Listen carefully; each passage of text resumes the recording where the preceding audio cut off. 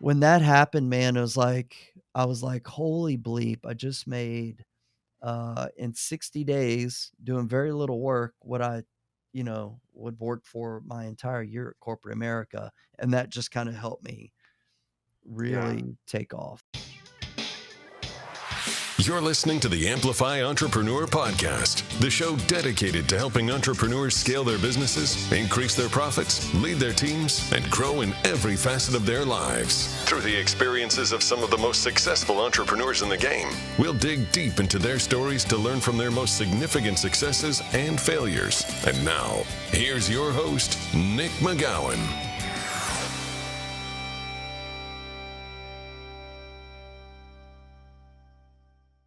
All right, welcome to this week's episode of the Amplify Entrepreneur podcast. I'm your host, Nick McGowan. Our goal on this show is to give you as much value to our listeners as possible. The only thing we ask in exchange is that if you receive that value, you give us a 5-star rating and review on whatever platform you're listening on, and you share this show with as many people who you think might benefit from it. In this episode, I'm interviewing Brant Phillips. Brant is a full-time real estate investor, business owner, business coach, speaker, realtor, and best-selling author. He's been featured on Fox News as a real estate expert and hosts local seminars and training events. Brant is a proverbial rags to riches story. While living in an apartment and having no money, he was able to purchase his first investment property on a credit card. He went on to buy 10 properties that same year with no money down, and since that time has gone on to purchase, renovate, flip, and rent hundreds of homes and owns a portfolio of rental properties in the millions, and continues to flip houses and take part in a variety of real estate projects, including new home construction and development. In addition to Brant's real estate pursuits, he's an active entrepreneur as owning of a coaching and consulting business. One of his companies, Invest Home Pro, was recognized by Inc. 5000 as one of America's fastest growing private companies. Brant is also a licensed realtor with eXp Realty. His primary focus with eXp is to help agents grow their business by becoming a shareholder in their own company and celebrate in the company's financial success, as well as helping them build recurring revenue models. Brant is a former police officer who prides himself on integrity and serving others. He is a husband, a father of 5, enjoys helping and teaching people to experience the freedom and success he has achieved through successfully investing in real estate. Brant, thank you for coming on to my show, man. It's a pleasure to have you here. Welcome. How are you doing today? What do you got planned for this week? Yeah, Nick, man. Thanks for having me on. I'm excited, super excited to be on the show, man. Yeah. So, again, thank you for being here. We got a good list of questions here. I think we're going to dig deep into your story, and we're looking forward to that. So, we'll just get it started right off, man. So, Yeah, man. how did you decide to take a different path and pursue entrepreneurship? Man, and I apologize. I think the audio cut up just a second ago, but you asked about like what I have planned for the week. I think it cut up but a little bit. Man, the time of this recording, we're going through the whole COVID-19 pandemic, and but I got to say, man, for me, it's business as usual. It's a very unusual time, but for me, it's business as usual. We've got we got a lot going on in the real estate world. We're got close to a dozen properties that we are listed for sale, under rehab, going on the market, about to go on the market, whatnot. A few more we've put under contract. So far business is good. We're trying to look for the new opportunities in today's market. That I know that this market shakeup is, there's volatility here, there's fear, uncertainty in the marketplace. So that just means it's going to be opportunity, guys, for guys like yourself and myself and people listening to the show, who are real estate investors. So yeah, it's exciting times. And so, okay, For so you sure. asked like what, the question was, kind of what led me to take the path of real estate, the real Yeah. estate path. I just jumped onto that one because I figured you I don't know, just forgot about the first one, but I'm glad you answered it. So But yeah, the Yeah, second question was, yeah, how did you decide to take a different path and pursue entrepreneurship and real estate? yeah, so that was real easy. I was broke and I hated my job. So I knew I had to find something else.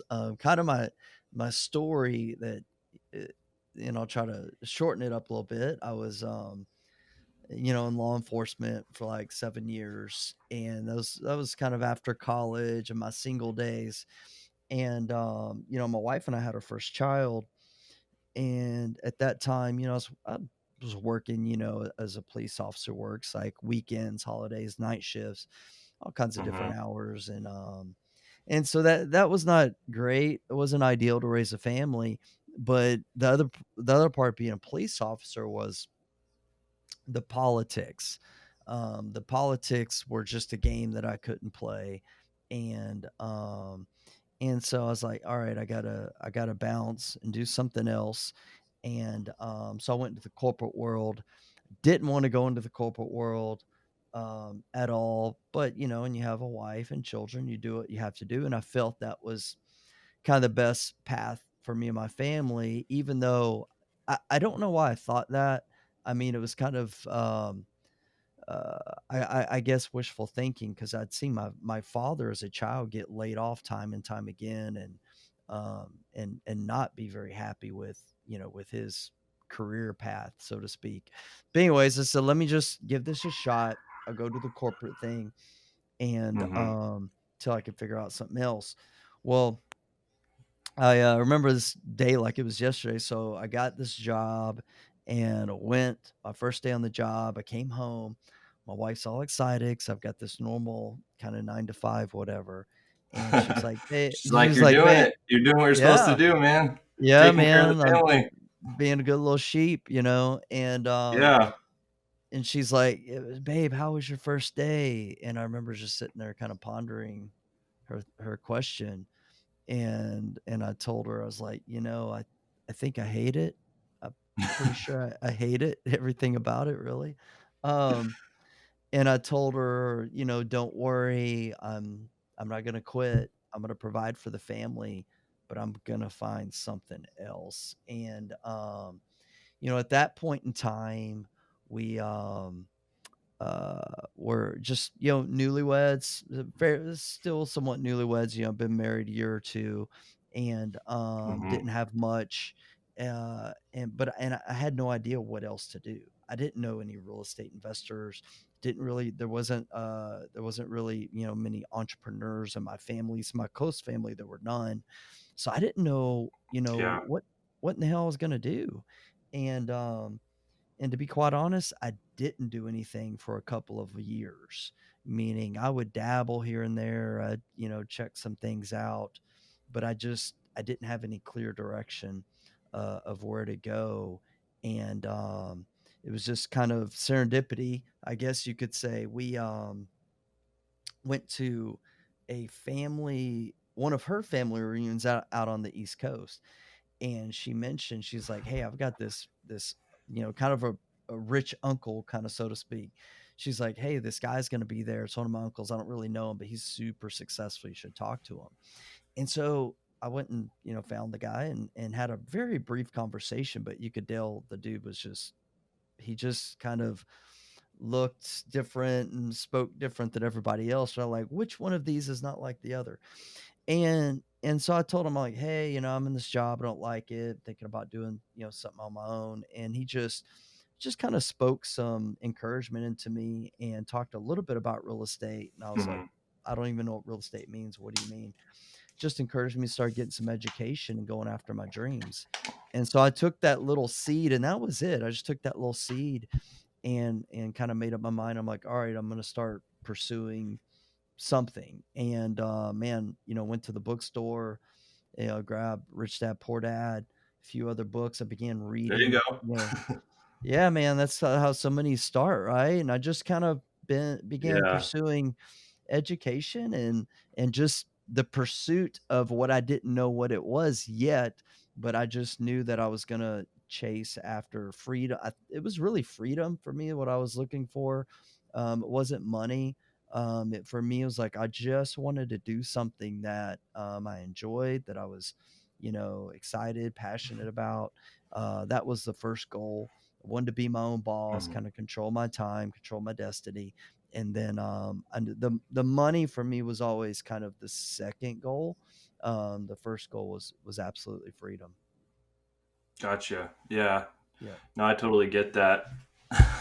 yeah, I think that's a big reason why most of us, entrepreneurs pursue that is for that freedom. They don't want to be yeah, locked down. They don't want to be told what to do. You yeah, know, I So I mean, it resonates with me, and I'm sure it does with our listeners as well. So yeah. totally get it, Absolutely, man. absolutely. So tell us about since you're in real estate, tell us about your first deal. Like, how did you get the confidence to take the action to go after that, and what did you learn from that? Well, along that time, I started reading. I came across a Tony Robbins book, and I had never, read any, personal development types of books or anything like that. So around that same time, I started reading, Rich Dad Poor Dad, other real estate investing books. I started reading personal development books, and so this was going into the end of 2006, getting ready to be this is like late December that year. And how I got to my first deal was I spent some time in goal setting, which I'd never really done before. And I made, in terms of business. And I told my wife, I said, babe, I've gonna make it a goal to buy 10 rental properties this year. And granted, you know, keep in mind we were living in an apartment. We had no money. We had just gotten to a point where we had finished paying. We paid off our student loans. We had some bad credit card debt, things like that. And me and my wife was a hairstylist, and I had this corporate America job. I wasn't making a lot of money. And Hmm. so that's where we're at. We just did this Dave Ramsey thing. Oh, we're debt free. We paid off our bills, but we had no money, and we had good credit. That's about it. So, What did your wife think about that goal of buying 10 so houses with no money? yeah, so she asked a very good question. She was like, "Okay, how do you plan on doing that?" And Sure. and I didn't know. I was like, "I don't." I was like, "That's a fair question. I don't know," but I told her, and I meant it, and I was like, "I'm gonna figure it out," because I was reading these books about all this creative real estate financing, all this kind of stuff. I started attending networking events, like real estate networking events. So what I did to kind of back up the proclamation was I went to the Walgreens or CVS, whatever it was. I got a cheap little, poster board, a little white poster board for like 89 cents, whatever it was. And I drew 10 squares, put on the poster board, popped it up on the apartment wall, and told my wife, I said, every time I buy a property, I'm going to kind of fill it in. And I'm going to write, the property number and some other goals I was tracking in terms of like equity and cash flow. So I popped that on the wall that same weekend. This is the first weekend of January 2007. I went to a networking event. I met a wholesaler, and man, dude, like, hit it off with that dude. I ended up buying like 50 houses from him over the years. But long story short, I got that first deal. He said, "Hey, I've got some deals. Let's take a look." So we went and met the following week. I looked at 4 or 5 deals, picked the one I liked best. He was like, "I've got a hard money lender. We can get you financing." I'm like, "I don't have any money." He's like, "Well, let's see what we can do." Kicked it to the hard money lender. He's like, I can do the deal. But you gotta it was like 7 grand I had to bring to closing, all this kind of stuff. So I didn't have money, but I had one of those credit card checks. And Hey. yeah. So which turned out was pretty good. It was like 0% interest. So through that, Mm, my bank account, got the deal done. And to be honest with you, that first real estate deal I ever did was actually one of my easiest deals. It was a rental property. I got super clear on the rehab. I hired a recommend, like a highly recommended general contractor who did everything. He was on point. I had that property rehabbed and leased before my first hard money payment was due. Tenant stayed there for Wow, like 7, pretty 8 fast. years. Always paid her rent. So that was kind of that was, how I launched this thing and was able to, keep it rolling and I met my goal and bought those 10 properties that same year using a lot of just freaking hard work, hustle, negotiating, doing 100%, you know, I was able to, uh, leverage my success in that first deal. I had good credit, so I was able to refinance quickly. And what I ended up doing, that was a $15,000 credit line I had on that account.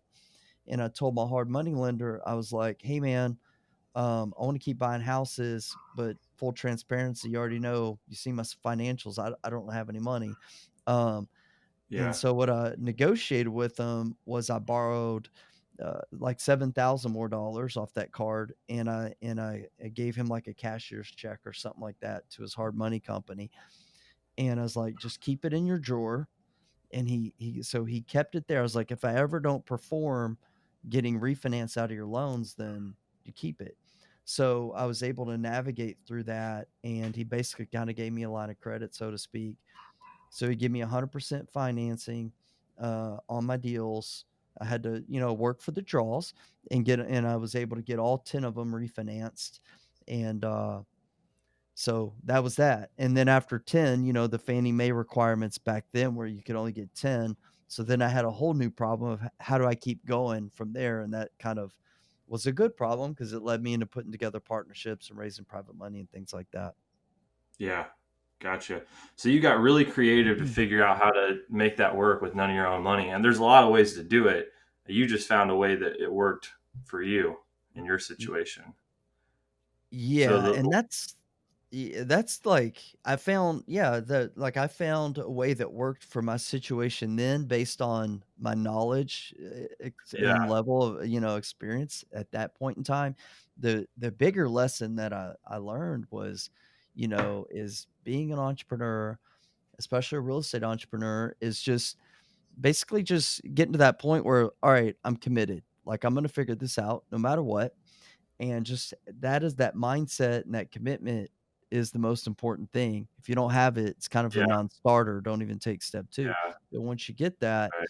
it's like, all right, I'm a problem solver. That's what I do. I fix problems. One of my mantras is I make tough shit look easy. It's like, all right, that's like there's gonna be problems that are gonna pop up. It's like you know, we're gonna solve them. I don't know what that's always gonna look like, and I don't always solve them, but it's the attitude I try to have, right? Yeah.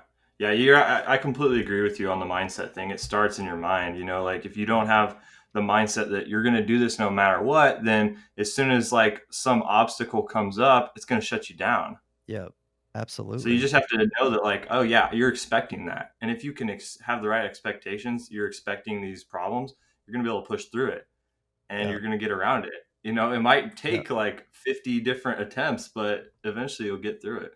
yeah, man. So, That is so vastly more important of just having that attitude of rather than actually knowing, like some people get hung up a little bit on wanting to know all the X's and O's and the details about real estate. I'm not saying that's not important because it's very important, but just having the attitude, I'm going to figure it out. Even though I don't have all those answers right now, it's so much more important. yeah, no, I agree. I agree. So, let's see, man. What's the next question here? So yeah, how did you go from doing that one deal? You purchased on a credit card, you did 10 deals that one year, and you scaled your business up to doing hundreds Yeah. and hundreds of deals. So Yeah. how did you go from just, doing like onesie twosies basically to, growing a basically a real estate system, business out of it, a real business? Yeah. Well, it's just learned a little bit consistently over time. I mentioned in 2007, I realized, hey, my strategy, which was buying with hard money and refinancing with Fannie Mae loans, that wasn't going to work anymore because I couldn't get any more Fannie Mae loans. So it was also 2008, and the crash was beginning to happen, and I had no idea about real estate crashes and financial markets and all that kind of stuff. I was so wet behind the ears on the business world and the financial world. I had no clue. And all I knew is that I wanted to keep buying rental properties. So I want to build my wealth and build my passive income so I could quit my job. And I was still working my job at that time. I also started to realize a lot of my buddies at the networking clubs I were going to, a lot of them stopped showing up because a lot of them were basically going out of business because they bought into the mindset like, oh crap, I can't do this anymore. The market's shifting, market's changing. So part of my naivete, I guess it is, being naive was a good thing because I'm like, I'm just going to go after my goals. So what I learned in 2008 was how to put together partnerships. So once again, I had that goal of, hey, I want to buy 10 more properties this year, 10 more rental properties. But I didn't know how. And so the how that year became partnerships. I put together partnership deals. In 2009, I got to 2009, and I was like, okay, this is the year I have to leave my job. Um, and I realized I'm like, my job is costing me more money than it's gonna make me. And An but I didn't opportunity cost. opportunity cost, and I was making 50, $60,000 a year and working so much. I'm like, man, that's one or two deals back then. So Yeah. that's when I learned how to raise private money. So I began raising private money. Um, I brought on a full-time project manager because we were doing a lot of rehab, and so I brought on a full-time guy who was basically commission based, and I left my job and I went all in around that time. But I guess to answer the question is, I figured out the financing part of it. How did I get from that credit card to doing hundreds of deals? Really Yeah. figured out the financing piece, which was critical. Um, Yeah. in that particular market, it was so easy to find deals. Deals were all over the place. After this is the bottom of the crash in 2009, Mm, 2010. It was like you didn't have to market for deals. Wholesaler deals were good deals. You could go on the MLS and buy deals. There was 2 or 3,000 foreclosures hitting the market every single month, something absurd. were So you that was the flipping easy during that part. time too? So, okay, so I flipped. I was watching a lot of Flip This House, and but I wasn't flipping because whenever I got in real estate, the mentor that resonated with me the most was a buy and hold mentor. And I'm very, ADD, like a lot of probably people listen to this show. Um, you know, we see all these shiny objects, and real estate has a lot. And when I got started, I told myself I had like a long, hard conversation with myself, eye to eye with myself. And I was like, damn it, Brant, you're going to stick to this plan. You're not going to go over here. You're not going to go over there. And you're going to do this. And basically, I told myself I'm going to do this until I hit my goals. And my goal is to leave my job. Even though I remember my first year, I was, buying rental properties. About halfway through the year, I signed up and paid money to go to a small multifamily workshop, like how to buy small apartments. And not that it was bad, but I was just like, why am I here? And I ended up leaving it, get back on track with my houses. And so year 3, I was like, all right, I'm gonna try to flip a house. And I proceeded, I guess this is actually late 2008 when I tried to flip a house. And I say tried to because I did everything wrong. I've I did a webinar all about all the mistakes I made, and I lost money um, on my first house, flipping a Hey house. Brent, we're in the same boat, bro. I finally sold my first flip and I lost 10 grand. Yeah, well, that's not bad, and that was the same thing for me. It was like 5 grand that I lost, but, you know, it was actually very, and now that I think about it, it was going back, it was, 2008 when I tried to flip my first house, and I was really focused on my rental properties, and what I did was I took what should have been a rental property and tried to make it a flip because I was watching all those shows, and I really didn't think long and hard enough about it, and I made every mistake in the book, lost money on that deal, and, but here's the thing, and honestly, this was one of the most impactful, lessons I ever gained in business, was after I lost money on that deal, I was somewhat depressed, right? Like, it just I didn't have, at that point in time, I didn't have a lot of cash, and, I never lost money on a deal, and it just took the wind out of me, kinda depressed me for a little bit, and I remember I had this kind of mindset, about, like, doubting myself a little bit. "Well, maybe I can't do that. Maybe I shouldn't do that. I'm just gonna stick to what's safe." But it really bugged me, but I was scared too. I was scared to try it again and lose money. So it's maybe like 3 or 4 months later, I kind of began challenging myself, just like, all right, I need to be open to the idea of flipping again. And I did. I saw a deal and it really took me out of my comfort zone because I was messing around with, you know, 50 to 150,000 dollar houses, and that's what I was investing in. And a buddy of mine brought me a deal that was gonna be close to a $400,000 ARV home, and, I'm like, "Geez, that was way out of my comfort zone." It was way out of my comfort zone, and, but I did the deal. I made $65,000, in 60 days, believe it or not. We did this rehab in 30 days, got a full price offer on the house the same day, and they closed in 30 days, and, How when about that?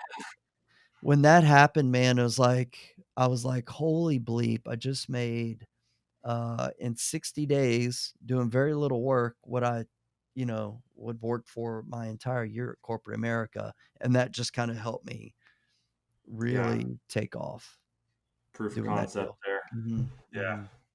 Yep. What kind of failures or setbacks have you experienced through the years, and what kind of lessons did you learn from, and how did you deal with those? Yeah. Well, other than that little, that first $5,000 flip, that was actually one of my biggest mentally, setbacks that I've had. Um, I I think I've been pretty good at limiting risk over the years. I've lost money on a lot of deals. I'm not gonna say that I haven't because I have, but I've never had like this catastrophic, put me out of business um type of deal. I will tell you that I did venture into the world of I got kind of uh uh I don't know what you wanna say, but I got kind of intrigued, uh, going into the luxury market for a while. I don't know what I was thinking, and we're flipping houses, from, upper 400,000 to 800 something thousand dollars was, the highest single family home property that I invested in, and including, new construction development, multiple, like, $500,000 homes. And when the oil and gas downturn hit, that hurt me pretty good. That hurt me pretty good, and it really caused me, to really look at my business plan again, and, so I got bit in the butt a little bit there, but I was always able to, navigate through those times, meaning perform with my lenders. I never defaulted on any loans or anything like that. And I really learned some valuable lessons, and it's just really brought me back to my investing model really, which is, invest in affordable housing, medium price house point and below. Always give myself multiple exit strategies. Ideally with every deal that we're doing, I could flip it, I could rent it, I can owner finance it, or I could just quickly wholesale it and turn it to another investor and be profitable with any of those strategies. You can't do that in the luxury market. Can't always do that in a new construction development because new construction developments take time.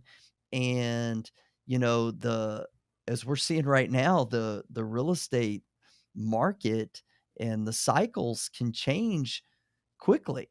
And you may enter into a new construction development in a certain part of a market cycle.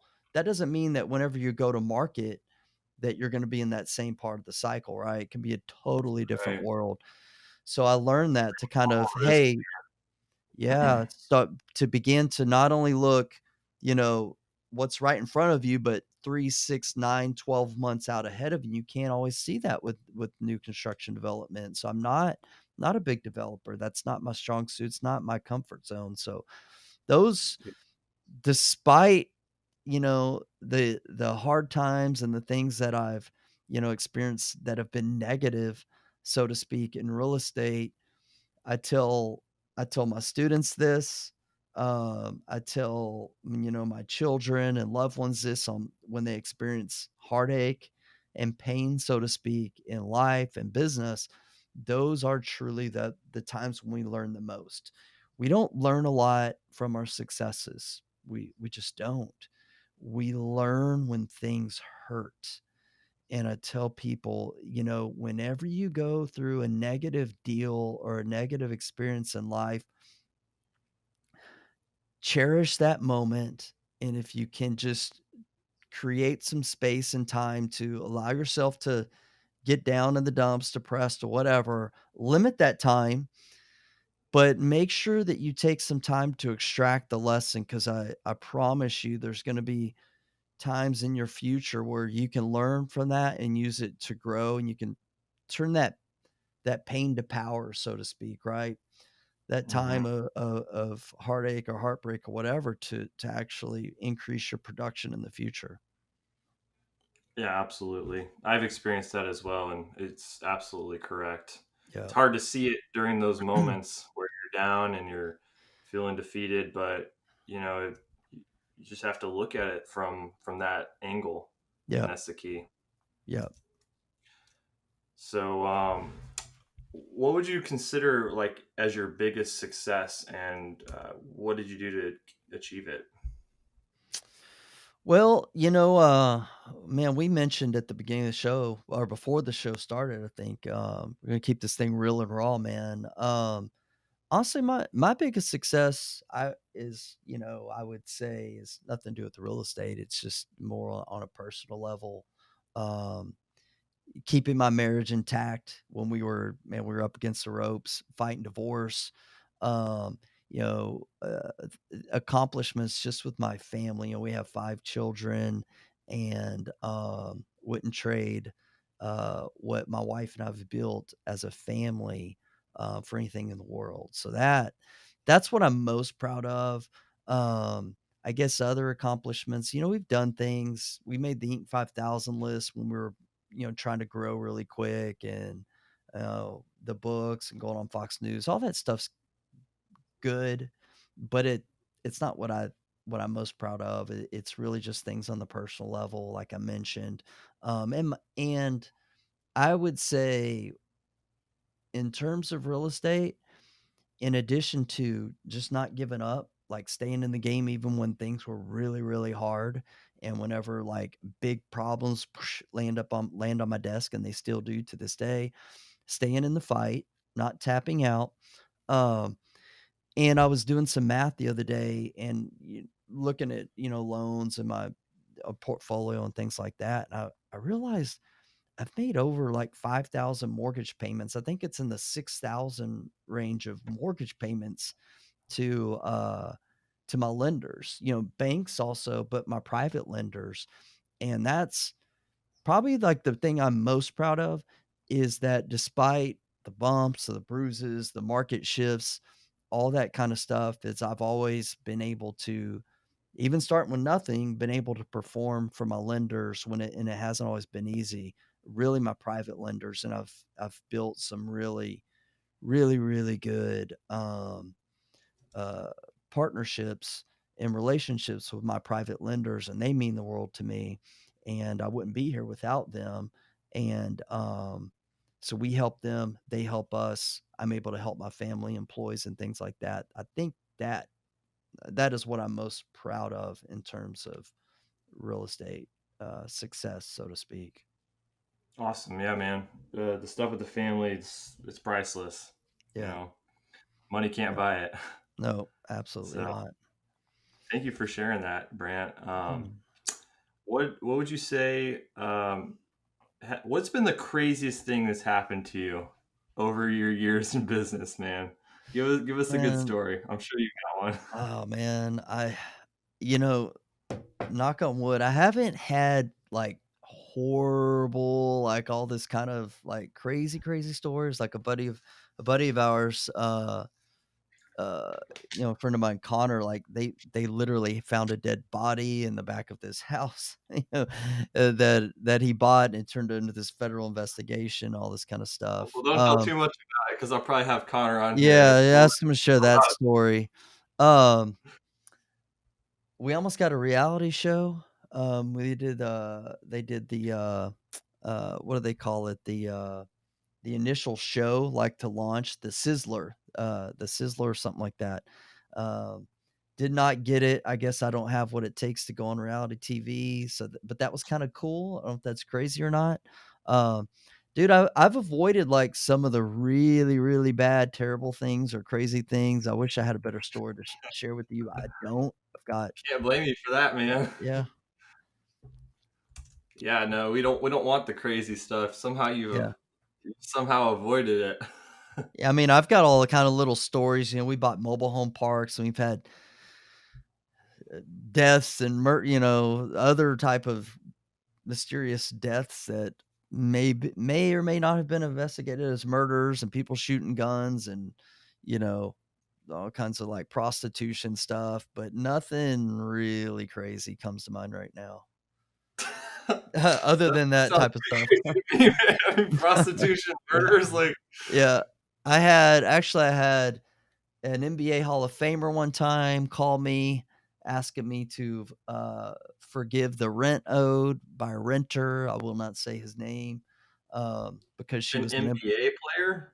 NBA Hall of Famer. Yeah, like my tenant was, I guess, an employee of his, and he wasn't paying her for his business struggles, but he wanted me to waive her rent because of that, and I'm like, "You're in the Hall of Fame, how about you pay her rent?"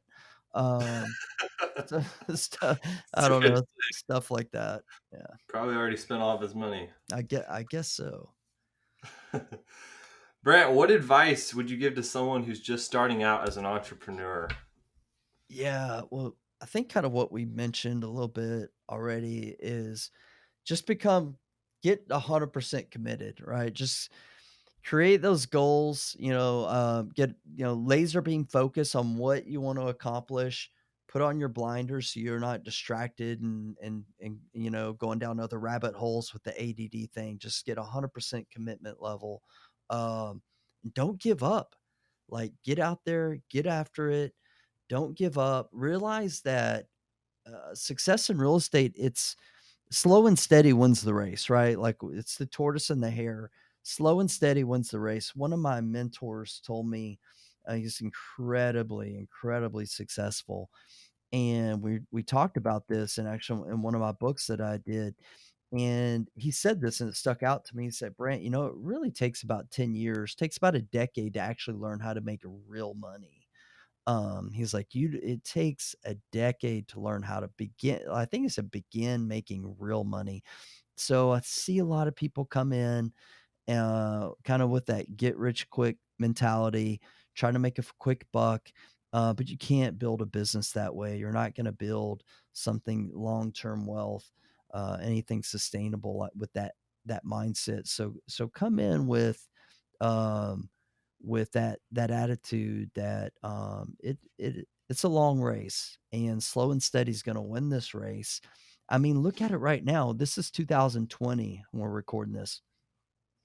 And the last market crash has been 10, 11 years ago. So people who've given up and quit because, say, for example, last few years, competition's been tough. We've had to fight harder to get deals because it's been an up market. Everybody loves real estate. So many people have tapped out of the business, right? Given up, quit for whatever, challenge that they had, insert whatever story, excuse. And now we're going into potentially a great, great buyer's market again, opportunity for wealth transfer to happen, for people to grow their business and their net worth and their cash flow like never before. But a lot of those people won't get to uh, reap the rewards of this market because they got out of the race. Yeah, for sure. Good stuff, man. What's one of the best business books you've ever read and why? Well, I'll tell you the one that had the biggest impact on me was Stephen Covey. When I began listening to Stephen Covey, for example, 7 Habits of Highly Effective People had a huge impact on me. Like I said, I read that late 2006, around the time I was reading Kiyosaki and Tony Robbins and stuff like that. That's the one that's had the biggest impact on me. Um, in terms of a real estate book, I only read this book a few years ago. I wish I'd have read it sooner. And it is the number one real estate book I recommend to all my students, all my coaching students. And it's by Gary Keller, and it's a millionaire real estate investor. That book is solid gold. That's pretty much our investing model. That medium price housing and below model is what we invest in. So that's what I have to recommend for that. Awesome. Does that book go over multiple strategies?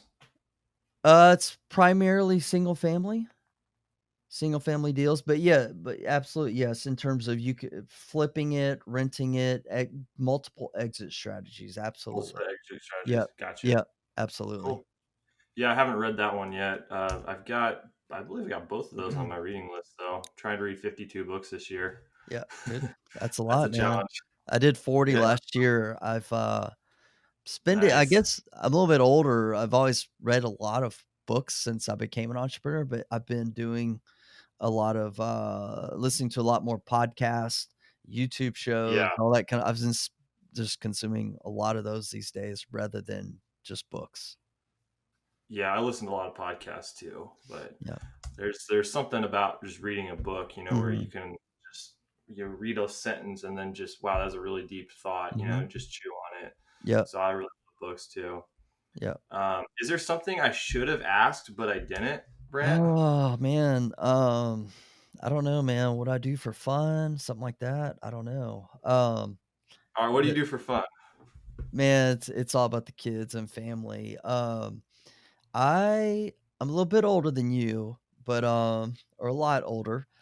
But what what comes up a lot, people ask me about kind of the stuff I've done, with like health and fitness kind of stuff, I guess. I've done, multiple Ironmans and MMA. I fought in a cage fight. Went What? through, yeah, I didn't yeah, know.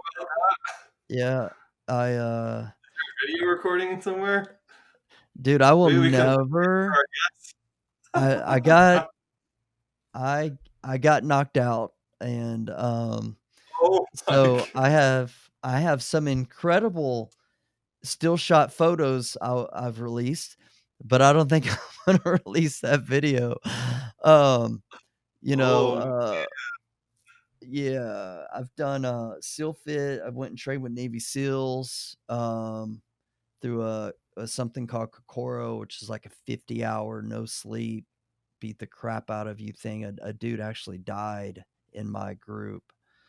Um, I've done like ultra marathons, all that kind of stuff. Grant, the question was, what do you do for fun, man? That's what if it's not Getting knocked if it's out. not business or with my kids, that's what I used to do. I used to do those things because it's important. about 11, 12 years ago, around the same time I started getting real estate, I was, you know, came into real estate, so that took up a lot of my time and my focus. I guess a few years after that, started becoming successful. I really started kind of going through a burnout, and I was going through a burnout. So I having marital problems, burnout, drinking too much, all this kind of stuff. And so speaking of good books and things to read, was, I got turned on to a book, that really opened up my eyes because I was plateauing and going downward in terms of my relationship with my wife and also with my health and my fitness. So I started to just begin to challenge myself and, spark up, whatever it was inside to challenge myself, and that's why I started doing all that stuff like the Ironmans, the MMA fights, and all that kinda stuff, just to experience life, man, seek adventure, Mm. um, dude, just, like, actually like, everyone's gonna die, forget whose the quote is, "We're all gonna die." The question is, did you ever really live? So, I started just trying to live, man, just put myself out Good to there heart. yeah, so those are questions I get, I guess, a lot if, people say, "What you should have asked?" A lot of people ask me that. They see stuff on Facebook or whatever. Yeah. So that's what I've done. Now, I'm 3 knee surgeries and 2 ankle surgeries into this body, and so, I'm much more limited on what I do. Yeah. Sounds like that can happen when you go out there and do all these really you know extreme things. Yeah, yeah. There's But man, that's cool. consequences. Yeah, that's good. Hey, Brant, how can our listeners find out more about you and possibly get connected? Yeah, man, the easiest thing is just go to brantphillips.com. Contact information is there and they can get plugged into the YouTube show, YouTube channel, the books that we have, some free downloads and resources just by going to brantphillips.com. Okay, awesome, man. Well, Brant, thanks for coming on the show today, and thank you to everyone listening. And everybody, be safe out there with the coronavirus thing, and we'll talk to you on the next episode.